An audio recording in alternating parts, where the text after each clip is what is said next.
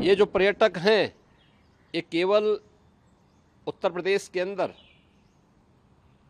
केवल पर्यटन की दृष्टि से नहीं आते, बल्कि यह उत्तर प्रदेश के अंदर रोजगार सृजन में भी इनकी एक बड़ी भूमिका है। आज काशी बाबा विश्वनाथ का पावन धाम करोड़ों पर्यटकों को अपनी ओर आकर्षित कर रहा है। अयोध्या धाम एक नए रूप में देश और दुनिया के सामने प्रस्तुत हुआ है। भारत की आध्यात्मिक और धार्मिक परंपरा से जुड़े हुए हृदय स्थल उत्तर प्रदेश आज पूरा देश ही नहीं बल्कि दुनिया को अपनी ओर पर्यटन की दृष्टि से लुभाने में सफल हुआ है। आदरणीय प्रधानमंत्री श्री नरेंद्र मोदी जी के विजनरी नेतृत्व में गत वर्ष उत्तर प्रदेश के अंदर 46 करोड़ से अधिक पर्यटक उत्तर प्रदेश के अलग अलग धार्मिक, आध्यात्मिक और इको टूरिज्म के या हेरिटेज टूरिज्म से जुड़े हुए साइट का भ्रमण किया है। ये जो पर्यटक हैं ये केवल उत्तर प्रदेश के अंदर केवल पर्यटन की दृष्टि से नहीं आते, बल्कि यह उत्तर प्रदेश के अंदर रोजगार सृजन में भी इनकी एक बड़ी भूमिका है। यह विरासत और विकास के एक बेहतरीन समन्वय को आगे बढ़ाने का काम भी करता है। अगर हम लोग आपको उत्तर प्रदेश के अंदर स्पिरिचुअल टूरिज्म की दृष्टि से ही देखेंगे तो Ramayana circuit, Krishna circuit,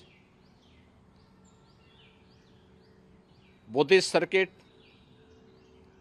Jain circuit आदि तो हमारे पास पहले से है ही। आज काशी बाबा विश्वनाथ का पावन धाम करोड़ों पर्यटकों को अपनी ओर आकर्षित कर रहा है।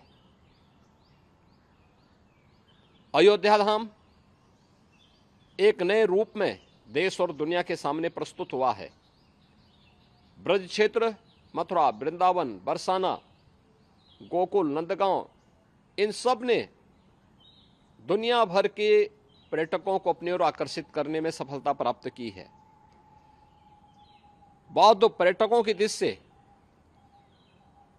सारनाथ, कुशीनगर, कपिलवस्तु, श्रावस्ती, कौशाम्बी, संकिसा, जहां यह दुनिया भर के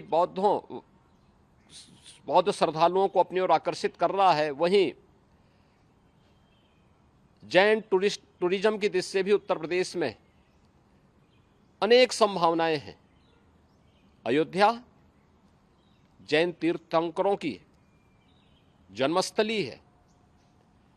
ऐसे ही काशी, अनेक जैन तीर्थंकर इस पावन धरा पर अवतरित हुए थे। कुशीनगर की पावानगरी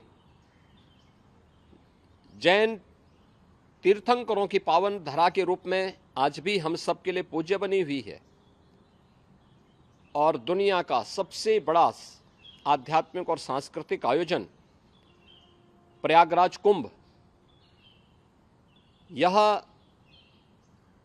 दुनिया भर के श्रद्धालु और पर्यटकों को अपनी ओर आकर्षित कर रहा है।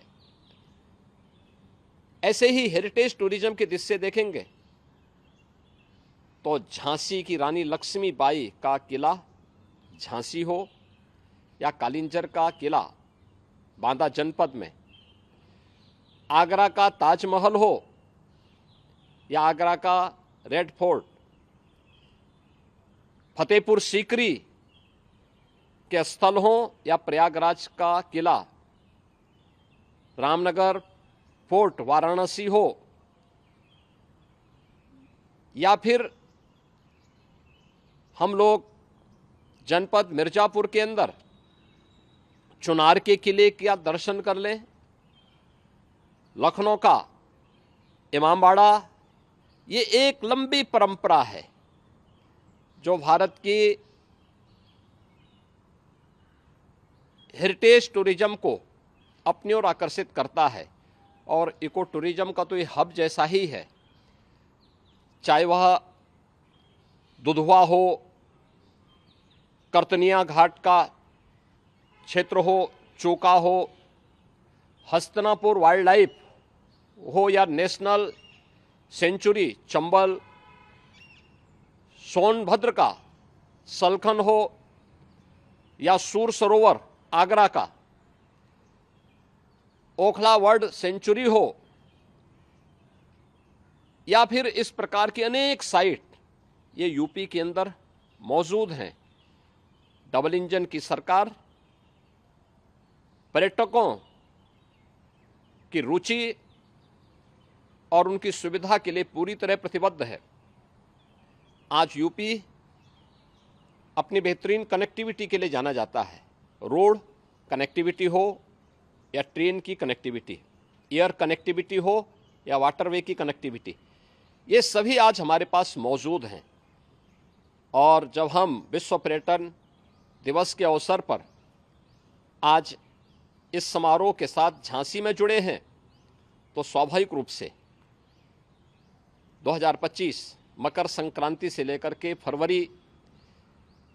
26 फरवरी 2025 तक प्रयागराज में लगने वाला महाकुंभ 2025 का भी मैं आप सबके सामने स्मरण दिला रहा हूं। दुनिया भर के हमारा अनुमान है 40 करोड़ श्रद्धालु इस आयोजन में भाग लेकर के उत्तर प्रदेश किस अमूर्त सांस्कृतिक धरोहर के प्रति दुनिया को अपनी ओर आकर्षित करेंगे।